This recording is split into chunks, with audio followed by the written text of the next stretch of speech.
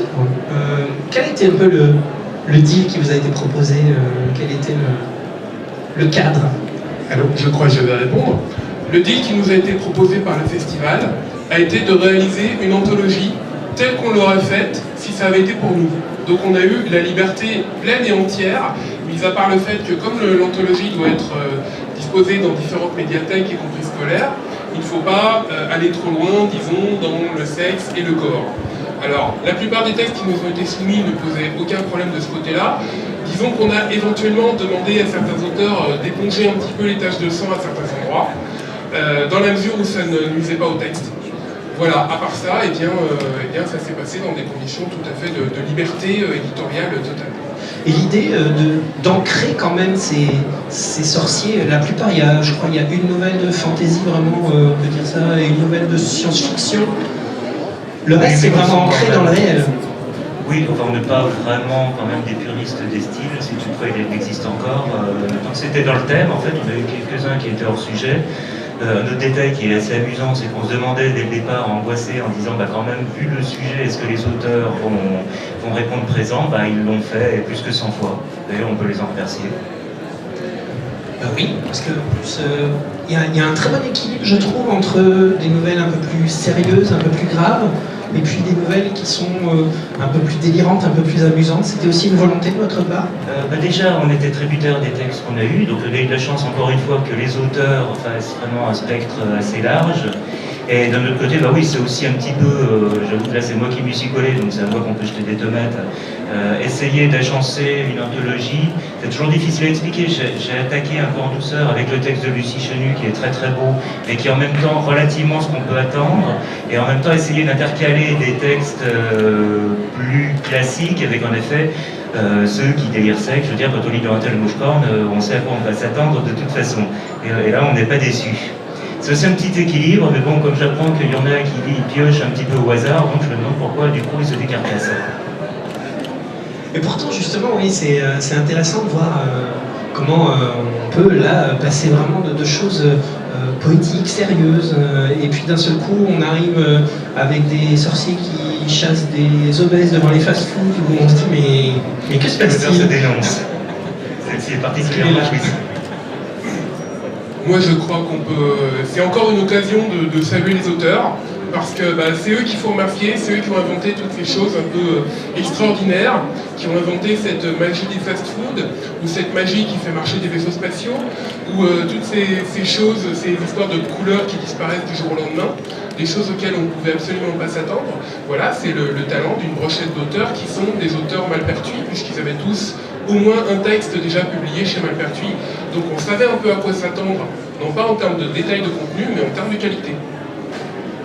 En même temps, c'est un petit peu notre démarche, puisqu'on n'est pas vraiment axé sur un seul style de fantastique, aussi bien des romans, des textes un petit peu 19e, des textes contemporains. Si un jour j'ai un bon roman de thriller d'horreur, je le prendrai forcément. Et justement, c'est cette diversité qu'on aime bien, qui peut passer du texte très pulp, très roman populaire, fièrement assumé, à des textes en effet poétiques. Je dirais que c'est même... Là, c'est tout simplement la diversité du fantastique. Elle est bien là et on ne peut que s'en ravir. C'est pour ça qu'on est créé. Il y a même presque un manga à un moment avec les textes de Romain Huissier. Quel auteur se dénonce? Métier.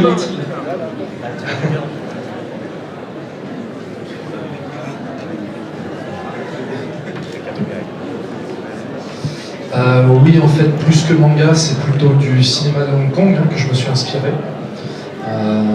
C'est vrai que je cherchais une idée de nouvelle fantastique sur le thème des sorciers et des magiciens, ancrée un peu dans le fantastique contemporain, puisque je sais que c'est un petit peu ce que Malpertuis cherchait.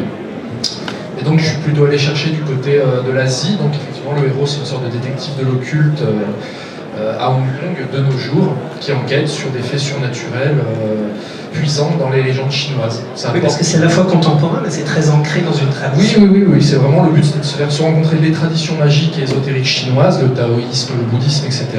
Et puis le cinéma de John Woo avec du kung-fu, des fusillades et ce genre de choses. Donc si je vous suis bien, il faut, quand on fait cuire du riz, il vaut mieux mettre l'eau de cuisson de côté parce que ça peut servir, c'est ça? Ça guérit des morsures de vampires chinois. Très très utile. Parce qu'on a tendance tout de suite à l'acheter. Et là encore, Vraiment, il n'y a eu aucune contrainte particulière, on vous a laissé libre justement. Oui, je pensais même que ma nouvelle serait refusée parce qu'elle est relativement longue. Elle fait 50 000 signes à peu près. Donc je m'étais dit que c'était vraiment la limite haute et qu'ils allaient sans doute la mettre de côté pour... c'est pas la plus longue.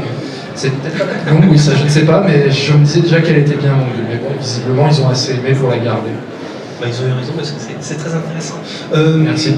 Julien Elbrock, justement, on vous a dénoncé en premier. Donc c'est vous qui faites attaquer les obèses devant les fast-food. Oui, alors... Pas honte. Non, alors l'idée vient d'un ami à moi qui avait commencé à développer cette espèce d'école de magie pour le jeu de rôle et qui avait balancé ses idées sur un forum il y a ça 8-10 ans. Et quand Christophe et Thomas sont venus me suggérer d'éventuellement faire un texte, je me suis tout de suite dit, cette petite idée-là, il faut en faire quelque chose, il y a moyen, quoi. Et j'ai vraiment essayé de travailler ça dans l'optique d'une magie postmoderne qui s'affranchirait de toutes ces invocations en latin, les pentacles, les bougies, les grimoires poussiéreux, etc. et qui naîtrait du quotidien des gens, et surtout, alors que cette magie se crée, comment réagiraient les tenants de l'ancienne école un peu réelle, quoi. Voilà, donc... La querelle des anciens et des modernes. Voilà, c'est ça. Avec des personnages modernes, qui sont un peu costauds, mais que j'ai essayé de rendre le plus attachant, le plus humain possible, et qui ne savent pas du tout ce qui leur arrive. Eux, ils aiment juste déguster des bons plats. Et là-dedans, j'ai mis moi aussi, je suis un gros fan de fast-food, j'avoue. Parce qu'il y a de la recherche. Hein. Ah oui, sur les menus et tout ça. On peut la lire à la télé, il n'y a pas de problème avec le CSA, je crois qu'ils sont à peu près tous cités. Hein. Oui, voilà, comme ça, il n'y a pas de souci. Et moi, j'avais eu un petit peu peur, par contre, quand Christophe, effectivement, avait dit qu'il ne faut pas que ce soit trop gore, et moi, j'avais une scène un peu tendue avec des frites très, très aiguisées, et c'est passé, donc j'en suis heureux. Oui, il y a le rondelle de Mion aussi, à un moment qui... Oui. Est-ce qu'on sait dès le départ, quand on a un sujet comme ça, que forcément, il va falloir aller au bout d'un délire? Alors, en fait, moi je me suis dit, je veux traiter cette idée-là. C'est vraiment tout de suite le premier truc auquel j'ai pensé, sur lequel je me suis focalisé, j'envisageais rien d'autre. Donc j'ai écrit le texte, je l'ai envoyé, je l'ai envoyé assez tôt, je pense, dans la série. Et après, plus ça allait, plus je me disais, non mais en fait ça va pas le faire, quoi. C'est tellement n'importe quoi que plus je me disais, j'ai de moins en moins de chance, voilà. Et j'ai eu une excellente surprise en me voyant sélectionné.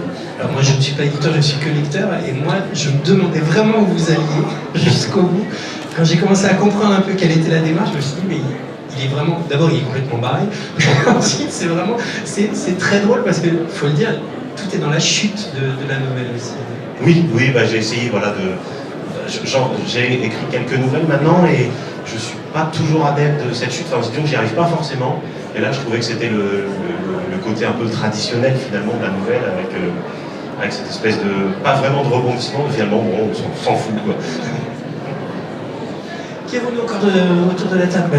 On a Katie peut-être, parce que je me suis fâché avec vous tout à l'heure, alors je vais essayer de le rattraper. Oh, je ne suis pas du tout fâchée. En fait, ce qui est bien avec cette anthologie, c'est que je suis dans la même anthologie que Claude Mamier, ici présent, qui a fait un texte formidable. Ne parlez jamais à plusieurs auteurs en même temps, c'est un conseil, prenez-les vraiment en tête à tête. Kitty, vous nous proposez-vous une variation sur le petit chaperon rouge? Oui, alors le petit chaperon rouge, parce que c'est une histoire qui fait partie de celle qui me hante. Donc il y a le petit chaperon rouge, il y a le petit pousset que j'ai un peu trituré dans tous les sens déjà et je continuerai à le faire. D'autres contes plus modernes comme le petit Grégory que j'ai déjà torturé aussi à plusieurs reprises. Voilà, ce sont des choses qui font partie de... Comment? Chez Malpertuis, oui, Malpertuis 2.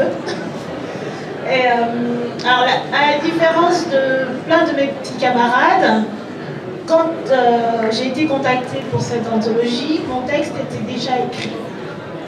Donc ça a été très facile de faire piège jointe.